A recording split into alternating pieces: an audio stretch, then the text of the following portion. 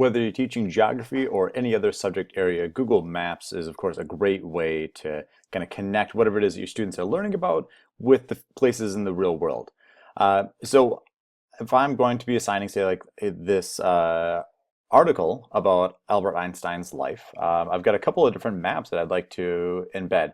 So one of the first ones is down here. They talk about when he went to the Swiss Federal Polytechnic Institute in Zurich, and I want to add in link to this location. So I'm going to embed this with DocentEDU into our article.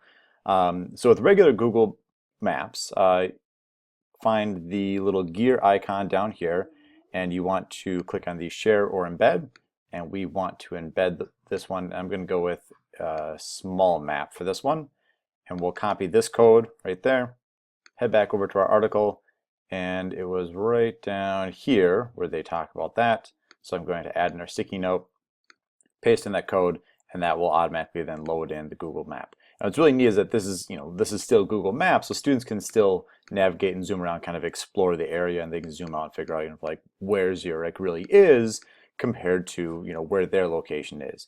Now Google My Maps is kind of a new thing where you can very easily create your own custom maps. And I just did a Google search for the life of Albert Einstein, and someone else had already created one where they've mapped out all these different locations, and you can click on it. So it's this really neat interactive thing, and I definitely want to embed this as well.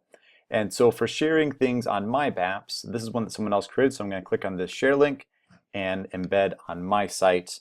And again, we'll just copy that code, and heading back over to our article, I'll put this down here a little bit farther. And again, just a sticky note, I'll paste in that code.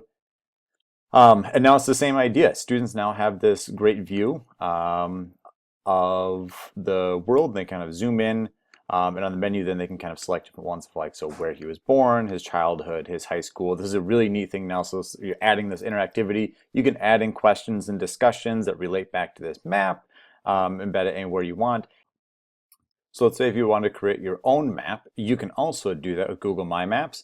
So if you want to add in a marker, click on that, and you go ahead and give it whatever name, descriptions, add in photos. And then if I wanted to select kind of a region, let's say if I'm doing environmental science and I want to map out where a watershed is, I'm going to go ahead and add in a line or shape. This would be great too, seeing that walking route. This would be kind of a fun thing then for like a field trip, and map this out and then create a docent that has your whole field trip. And we'll just call this the watershed. I'm sure this really is not the watershed for the St. Croix River. And there we go. So now to share it, one of the things we have to do is we go to name. We'll leave the description as is, but you have to change it so that it is public on the web. We're going to save that now.